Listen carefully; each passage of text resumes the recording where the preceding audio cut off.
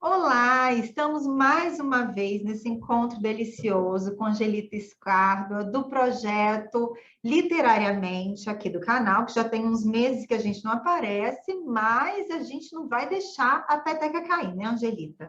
E hoje, Exatamente. e hoje a gente tem um livro maravilhoso, um clássico do Thomas Mann, para a gente conversar, A Morte em Veneza. A minha edição vem aqui com o Tônio Kruger, mas eu não li esse, não sei se a Angelita teve oportunidade, ela que já tem uma bagagem maior literária aí do que eu, porém, A Morte em Veneza já valeu a leitura dessa edição aqui. Nós temos aqui um homem que é um escritor de 50 anos que está numa crise, não é isso, Angelita? Ele está numa crise criativa e está fazendo um passeio ali pela Alemanha, né, Munique, não tem um ano muito certo, é 1900 e alguma coisa, um mês de maio, e fazendo uma caminhada, ele tem alguns pensamentos e resolve que precisa fazer uma viagem. E aí a gente já começa assim, pelo título já sabe o final do livro, né? A gente já tem a ideia do enredo, não do enredo, mas do que acontece no fim do livro, e isso é uma coisa muito interessante de Thomas Mann. Eu queria que você me dissesse, assim, que você já começasse a falar sobre esse início que eu achei muito interessante e é uma leitura um pouco densa, um pouco diferente do que a gente está acostumado. Então, me fala um pouquinho o que você achou, o que você acha dessa obra. Olha só, Thomas Mann é uma leitura densa, até porque ele faz muitas referências, né? Assim, ele é claramente um herdeiro do romantismo alemão, e a gente sabe que o romanticismo alemão, ele tinha um olhar muito voltado para o passado, né? Para a Idade Média, para a Grécia, né? A Europa viveu um resgate da Grécia, da cultura grega no século XIX, muito forte, muito grande, né? A ideia da Grécia como a sociedade ideal, como o berço da civilização ocidental, era uma coisa muito presente no imaginário europeu.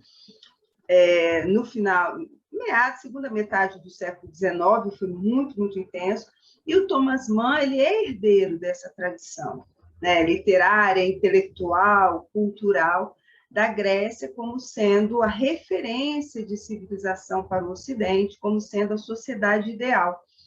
E a visão romântica do mundo, né, que é uma visão, principalmente a visão do romanticismo alemão, que é uma visão de que o mundo é um lugar de sofrimento, né? É como se as almas sensíveis não encontrassem lugar nesse mundo, como se elas fossem párias, estrangeiras aqui nesse mundo, e ansiassem muito profundamente pela libertação desse mundo. Isso é o tipo do pensamento romântico alemão. E o Thomas Mann, ele traz esses dois elementos muito fortes na literatura dele, tanto a ligação com a Grécia, com a cultura grega, quanto essa visão romântica, né, de que o mundo é sofrimento, de que uma alma sensível pena demais nesse mundo e que a morte ou o escape desse mundo, seja por meio do pensamento, por meio da arte ou da morte mesmo, né? O suicídio era muito idealizado entre os românticos, então o escape dessa vida é algo desejável, né? É algo que não assusta ou amedronta, mas é como se fosse uma libertação. E nós vamos encontrar esses dois elementos, né, na Morte em Veneza, muitas referências à Grécia, muitas referências à mitologia grega, à filosofia grega. Em vários momentos ele faz referência ao diálogo platônico, ele faz referências a Aristóteles, enfim, ele faz referências o tempo todo, tanto à filosofia quanto à mitologia grega. Isso é muito presente. E essa visão romântica, como eu falei. Então, as duas coisas são muito presentes nessa obra e na obra dele de forma geral. Então, Morte em Veneza tem um tom muito característico do romanticismo alemão e também do pensamento nihilista de Nietzsche, né? Que é aquele pensamento de que, no fim das contas, nada faz sentido, que só a busca pela perfeição que adiciona algum significado à existência humana. E no livro, essa perfeição entra como a beleza, que é uma visão muito platônica, né? A beleza é a expressão máxima da divindade, né? Platão falava disso, ele falava de que nós ansiamos pela beleza porque é o nosso anseio pelo divino, né? Nós nos sentimos atraídos por um corpo bonito, por uma obra de arte, pelo belo, nós nos sentimos atraídos pelo belo, porque é a nossa conexão com aquilo que é divino, com a criação divina. Então, esse aspecto platônico do belo surgir como o exemplo da perfeição, da criação divina, é muito forte na Morte em Veneza, né? Que é personificado por um personagem, né? Essa beleza, essa divindade do belo como símbolo da perfeição, que é uma coisa que tem muito a ver com o pensamento grego e que traz muito no bojo, no caso do Thomas Mann também, essa visão mais nihilista, né? De que nada faz sentido, e que, a não ser a busca da perfeição, e a perfeição seria, enfim, no caso do livro, a beleza. Isso. Aí a gente tem, assim, continuando o enredo, né? Só para o pessoal que talvez não tenha lido o livro entender o que você está falando. Então, nós temos esse protagonista, esse escritor, que já é um homem maduro, né? Ele se chama Gustav Aschenbach, ou von Aschenbach, como é chamado aí no livro. Então, ele resolve fazer essa viagem e ele escolhe viajar para Veneza. Então, nós temos, ao longo do livro, algumas cenas, alguns episódios que remontam à morte, ou que fazem referência à morte, aí a gente pode falar um pouco sobre isso depois, mas, enfim, ele chega a Veneza e fica hospedado num hotel, e nesse lugar tem uma família polonesa com alguns adolescentes, crianças e adolescentes aí, pode, né, assim, entre a adolescência e juventude, e um deles é um rapaz de 14 anos, o Tásio, que é essa personificação da beleza, da perfeição estética que a Angelita está mencionando. E ele fica obcecado, né, por esse rapaz. E aí tem uma discussão, né, Angelita, se essa obsessão seria uma paixão, né? Existe uma erotização, existe uma paixão, né? Um desejo sexual ou não. Isso é uma coisa que muita gente discute, né? Fala, é um livro, né? O von Aschenbach desejou ficar com esse menino, ou foi só uma questão mesmo, né, idealizar a beleza e a perfeição através desse rapaz. E aí tudo transcorre com esse homem perseguindo, né, esse belo, né, nesse rapaz. Eu acho que vale a gente falar sobre isso, a gente tem nossas opiniões aí, né? Mas é muito interessante essa discussão, talvez mais, digamos, popular, né, em relação a esse olhar do homem mais maduro em relação ao rapaz. Como é que você vê isso? O que você acha? Olha só. Uma coisa, né? O personagem Waschenbach, ele é o típico homem vivendo uma crise da meia-idade, né? Que é uma fase da vida onde a gente se dá conta de que não é mais jovem, né? Que a juventude é algo que não nos pertence mais, que ela é passado e que nós caminhamos para o fim, né? Para o fim da vida. Nós estamos descendo a ladeira da vida, literalmente. E é uma fase onde é muito comum nós ficarmos fascinados pela juventude, porque é aquilo que a gente não tem mais e não terá mais. É muito comum ficarmos fascinados pela juventude, pelo frescor, Mas o que a juventude significa, né, nesse fascínio que nós sentimos pela juventude na meia-idade, na crise da meia-idade? É o fascínio pela possibilidade da vida, pelo tempo que há diante do jovem e que a pessoa na meia-idade sabe que ela não tem. Na meia-idade, você sabe que muito provavelmente você já viveu mais do que você viverá. Então, o jovem ele representa a possibilidade do tempo, da vida não vivida.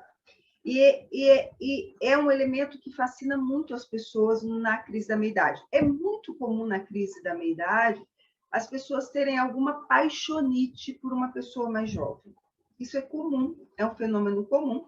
Dependendo do nível de maturidade da pessoa, ela vai lidar com essa paixonite como um despertar, no sentido de, cara, eu preciso aproveitar a vida que eu tenho, né? Focar minha energia nos meus interesses, nos meus sonhos. Para quem for mais maduro, vai funcionar assim. Para as pessoas mais imaturas, essa paixonite vai virar numa busca pela juventude, né? Seja essa busca através de procedimentos estéticos, de forma obsessiva, seja se relacionando com uma pessoa mais jovem. Eu até sempre brinco que juventude não é sexualmente transmissível. Não adianta a gente se relacionar com uma pessoa mais jovem. Nós não ficamos mais jovens nos relacionando com uma pessoa mais jovem. Mas é muito comum na crise da meia-idade as pessoas mais imaturas acabar a se envolverem com uma pessoa mais jovem, né? Ter uma paixão avassaladora por uma pessoa mais jovem. E é o caso do personagem. E é muito claro, porque ele é um homem todo travado, ele é um clássico perfil obsessivo, né? Se a gente for fazer uma análise psicanalítica. Todo travado, todo contido.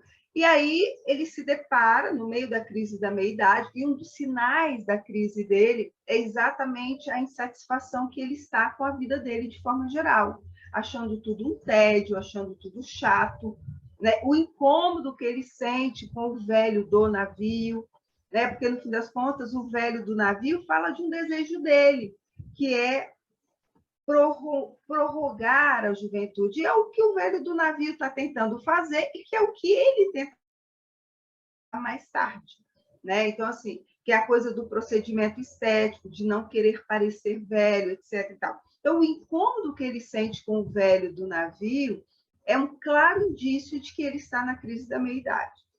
E todo o tédio que ele sente com a vida dele, tudo, né? Enfim. E aí, o que acontece? Esse jovem que surge, né, lá em Veneza, no hotel, ele é exatamente a encarnação da juventude, com todos os elementos. A beleza intocada, né, púber, intocada da juventude, imaculada, né, não corrompida, aquela beleza pura, né? É o tempo diante da vida, um tempo é a liberdade, né? A ausência de compromisso. Tem uma passagem que ele fala do garoto chegando tarde no café da manhã, né? Então, assim, que as irmãs precisam seguir um protocolo rígido de vestimenta, de comportamento, e o garoto não, ele tem uma liberdade de ir e vir a hora que ele quiser, de não se vestir tão protocolarmente. Então, esse garoto, ele representa tudo que a juventude nos promete. Liberdade, beleza, vigor. Então, assim, e tanto que tem um momento que ele fala, mais de um momento que ele fala no livro, observando o garoto, ele não viverá muito tempo. É como se ele quisesse preservar a juventude daquele garoto. É como se, no desejo dele, aquele garoto nunca vai envelhecer, ele vai morrer antes, ele vai morrer jovem. Né? É como se ele desejasse preservar aquela juventude, como se fosse um tesouro, algo a ser entesourado. Em vários momentos ele tem esse impulso de querer proteger, que nada arranhe, que nada macule aquele garoto. Tem um aspecto homossexual? Claro que tem. O Man era homossexual. O Man lutou muito na vida dele contra a homossexualidade dele. Né? Ele foi apaixonado pelo filho do professor dele quando ele tinha mais ou menos uns 19, 20 anos. E esse relacionamento não foi possível e foi uma coisa que ele carregou a vida toda, né? Essa frustração desse relacionamento. Ele tentou se enquadrar, ele casou, teve filhos, mas ele de verdade nunca foi feliz do ponto de vista da vida afetiva dele, porque ele lutava contra a homossexualidade dele. Então, assim, que é como o personagem do livro. O Mann, ele fala numa entrevista que tudo que está no livro, no conto, né, A Morte em Veneza, tudo aconteceu, né? Talvez não exatamente da forma como ele descreve, não exatamente com aqueles personagens, mas que tudo aconteceu. No fim, eu acredito que ele fala da luta dele contra o desejo que ele sentia, né? Então, assim, sim, eu acho que o livro tem essa conotação, esse aspecto, sim, de um desejo homossexual, do desejo de um homem por um garoto. Tem um aspecto que é extremamente incômodo, que é a questão da pedofilia, porque é um garoto, é uma criança, ele tem 14, 15 anos no máximo, e esse homem obcecado por esse garoto, se esse homem tem, no final do livro, né, tem o grande sonho ou a grande visão dionisíaca, né, onde claramente o desejo dele seria abrir mão de todas as contenções sociais e mergulhar no delírio dionisíaco para realizar o desejo carnal dele. Isso fica claro nessa passagem do livro, né, que é o que o conduz à praia, né, numa tentativa última de aproximação do objeto de desejo. Então, sim, tem esse aspecto, mas eu acho que esse não é o principal, não é essa coisa desse desejo desse homem por esse garoto, né, e esse aspecto incômodo desse desejo pedofílico. Mas aí eu entendo que a juventude entra como símbolo, como eu já falei. Eu acho que tem algo maior por trás disso, que é o que representa esse desejo, que é um desejo pela vida, é um desejo pela existência, por uma existência com sentido, né? De novo, o aspecto nihilista que influencia muito a obra do Mann, né? Ele é influenciado pelo pensamento de Nietzsche, que é a ideia da não existência, né? E esse garoto, ele representa a existência, uma existência com sentido, né? É a coisa dionisíaca, é visceral, é a vida pulsando visceralmente, que é o que o autor não consegue. Ele é cerebral, ele é apolíneo, né? E aí, entre Apolo e Dionísio, entra Cronos, entra o tempo, né? Que diz assim, olha, o seu tempo está acabando, né? É implacável a presença, a foice de Cronos é implacável. Então, assim, você caminha para a não existência e ele não quer, ele quer se apegar à existência. O conflito que ele vive quando ele decide ir embora de Veneza e depois se arrepende é como se a cidade representasse essa possibilidade da vida.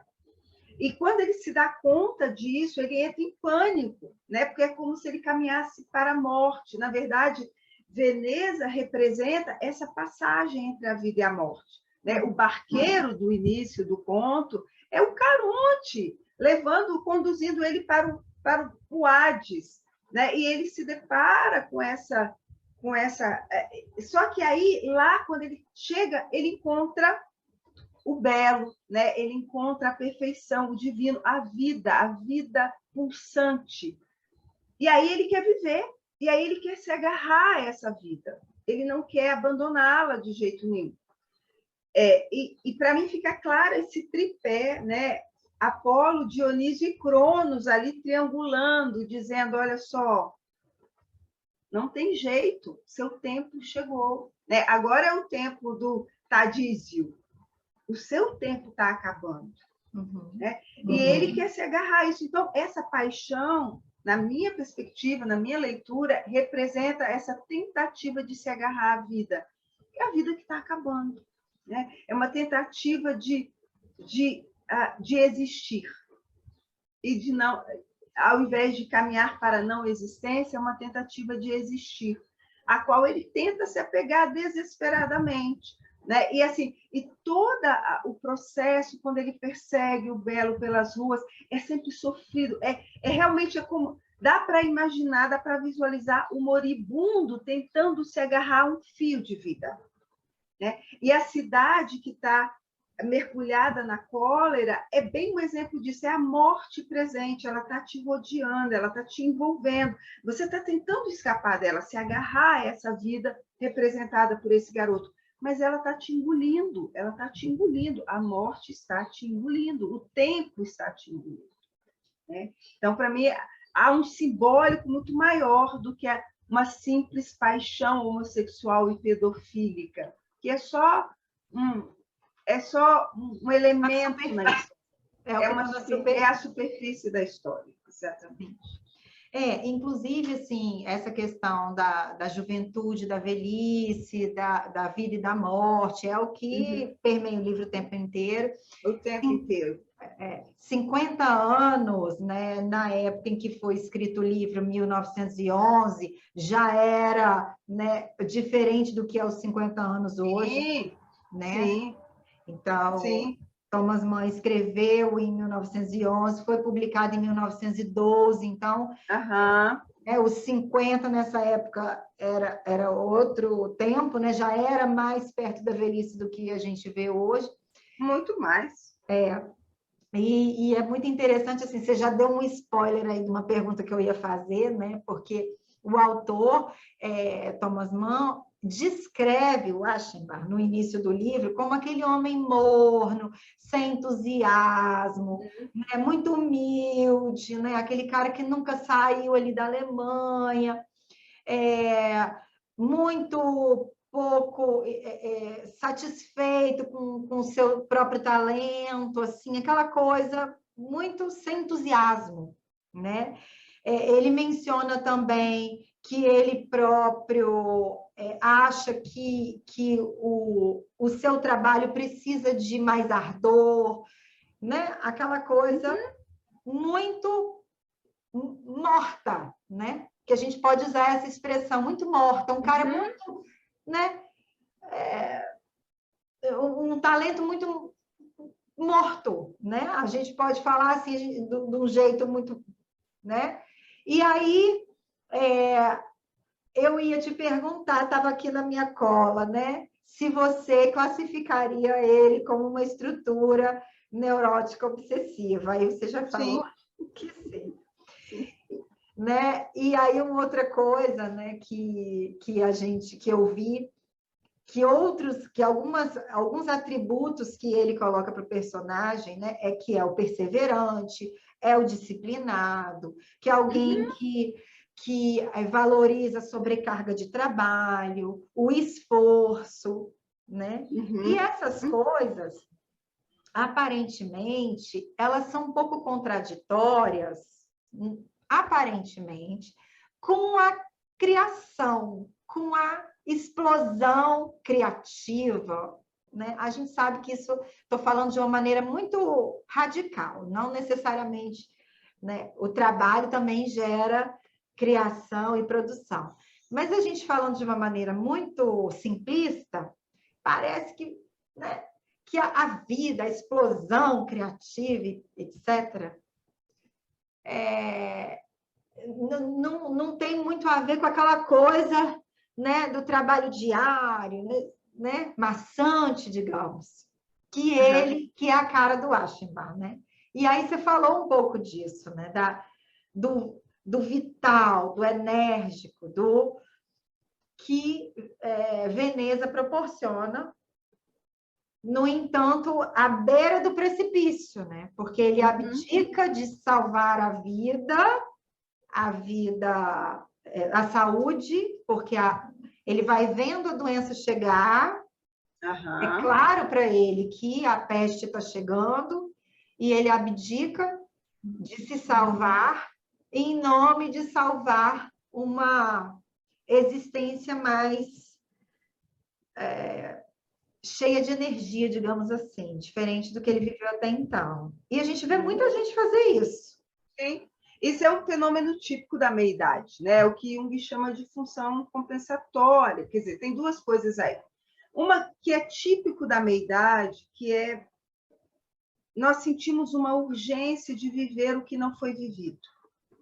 Então, para quem não tem familiaridade, meia-idade é um conceito, né, que fala sobre uma fase do ciclo vital, do ciclo da vida, que vai em torno dos 40 aos 60 anos, pode começar um pouco antes, por volta dos 36 anos, 35, mas o ponto mesmo é entre os 40 e os 60. E é uma fase da vida de revisão, né? Onde nós nos damos conta de que nós não somos imortais, porque quando a gente é jovem, a gente acha que a gente tem todo o tempo do mundo.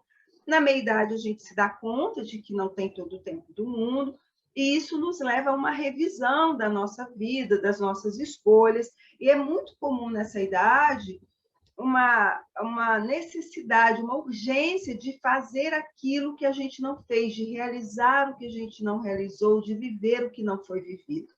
E isso é muito claro no personagem, né? Esse garoto, o Tadísio, é o que a gente chama de catalisador, né? Os anseios do Oxenbar são projetados nesse garoto, os anseios de vida, de liberdade, de espontaneidade, que são coisas tão difíceis para ele, são projetados nesse garoto, e esse garoto se torna um catalisador, como se fosse um modelo, um exemplo do que eu gostaria de ter vivido e não vivi. Né? E aí ele tenta, num último lampejo de loucura, tentar viver isso, através dessa paixão por esse garoto. E é muito interessante porque um outro aspecto, né, isso que você traz, Zoe, dessa personalidade tão rígida, é ser um artista, né? E como que na nossa cabeça a inspiração artística não tem relação com uma personalidade tão rígida, tão contida, né? A gente tem uma ideia do artista como alguém que é super livre, espontâneo, etc. Que é uma ideia que está muito associada, principalmente, aos artistas que são visíveis, atores, músicos, né, que são os artistas visíveis. O escritor não é um artista visível, ou pelo menos historicamente não era. Hoje, enfim, com as redes sociais, etc., os escritores, né, no mundo das celebridades, os escritores também se tornam celebridades. Mas o ofício da escrita é um ofício extremamente metódico. Escrever é um trabalho braçal. Tem toda uma elaboração intelectual, mas é um trabalho braçal. Então, assim, em geral, é comum escritores com uma personalidade obsessiva rígida. Se a gente pega, por exemplo, a J.K. Rowling, ela levou, se eu não me engano, 12 ou 14 anos para concluir a obra Harry Potter. E ela tinha Harry Potter definido na cabeça dela quando ela estava escrevendo o primeiro livro, mas ela já sabia no primeiro livro qual seria o final da obra, mas ela levou 12 ou 14, não lembro exatamente, para concluir a obra dela. Então, é um trabalho muito metódico, é um trabalho de planejamento do uso do tempo, dos recursos. Você precisa ter um certo traço obsessivo para conseguir realizar o trabalho de escritor. Pelo menos se você quer fazer um bom trabalho como escritor. Tolkien levou também, acho que foram 11 ou 12 anos para escrever O Senhor dos Anéis. Então, assim, o trabalho de escritor é um trabalho metódico. Onde que o escritor, como artista, dá vazão ao lado dionisíaco dele? Na obra dele. A obra é carregada de fantasia, de elementos oníricos, imagens, etc., enredos fantásticos e mirabolantes, enfim. É ali que ele realiza essa capacidade inspiratória de Dionísio, vamos colocar assim. E, de novo, para quem não tem familiaridade, quando a gente coloca apolíneo e dionisíaco, isso é uma construção filosófica que vai estabelecer que é como se nós pudéssemos funcionar de dois modos. Existe o modo apolíneo, que tem a ver com o deus Apolo, que é um modo de funcionamento racional, baseado na lógica, no pensamento racional e lógico, né? Que é uma forma mais rígida, mais ligada à forma, mais ligada ao protocolo, né? Às regras. E existe o modelo dionisíaco, que é visceral, que é mais baseado no corpo, menos cerebral e mais físico, visceral, mais sensual, ligado às sensações do corpo, da matéria, às emoções, às paixões. Então, no livro, a gente tem essa contraposição, né, o tempo todo. O autor tem uma, né, o Rauschenbach tem uma personalidade altamente apolínea. Então, assim, o apolíneo, no livro, isso é muito claro, esse contraponto entre apolíneo e dionisíaco, né? O autor tem essa personalidade apolínea, rígida, racional, contida, né? Que segue as regras, né? Que se incomoda com qualquer tentativa de burlar as regras. É o incômodo que ele sente com o barqueiro. Ele está sempre tentando fazer com que as coisas funcionem como programado. Qualquer imprevisto tira ele da zona de conforto dele. Isso é típico do modo de funcionamento apolíneo. Já o tadísio, né, o que chega tarde no café da manhã, o que tem uma postura relaxada, né, naquele cenário todo formal, daquele hotel aristocrático, ele é o dionisíaco, né? É a promessa do prazer, da espontaneidade, né, da liberdade.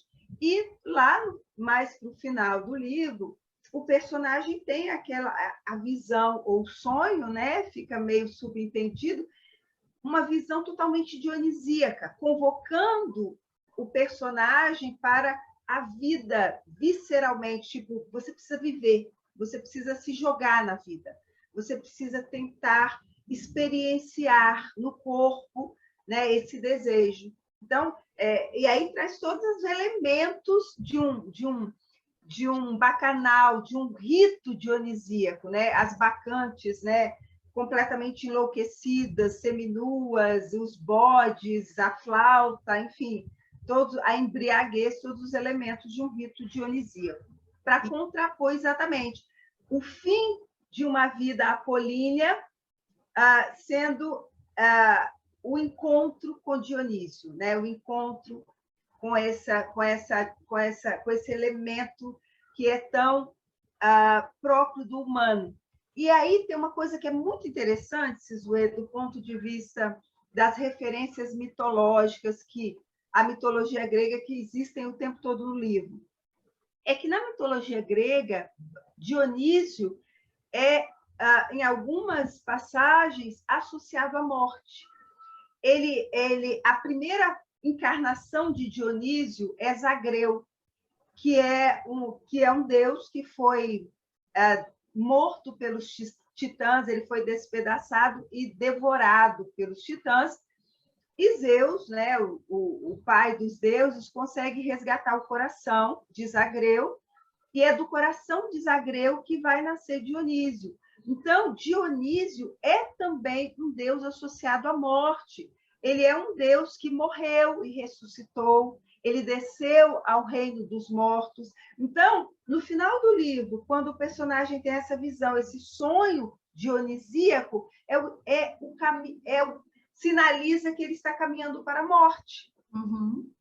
E é o que realmente acontece no decorrer do livro, né? Então, assim, esse elemento é muito forte. Apolo é a vida racional contida dentro da civilização.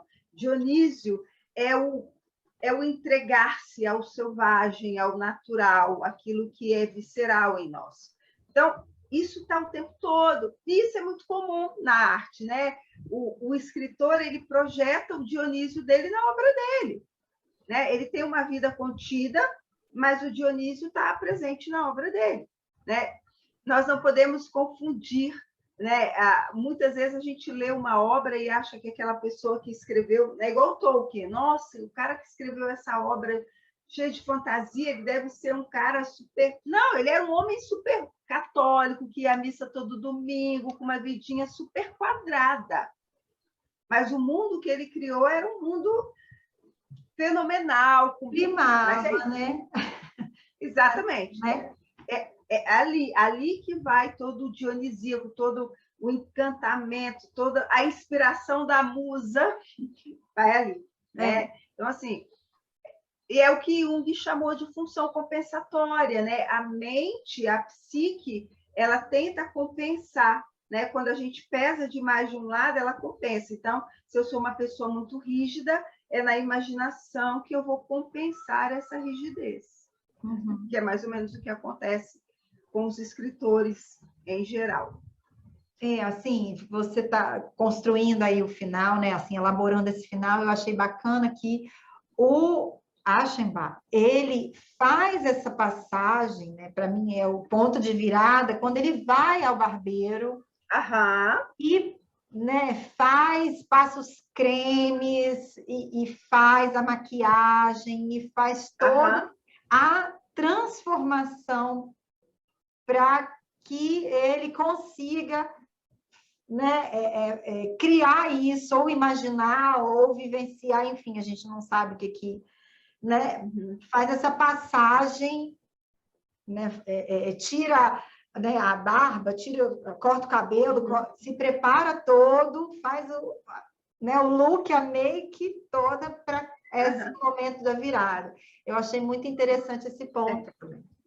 Porque, na verdade, nesse ponto que ele vai fazer esse tratamento estético, é uma tentativa última de se agarrar à juventude, né? Como se assim, agora eu posso me aproximar do Tadísio.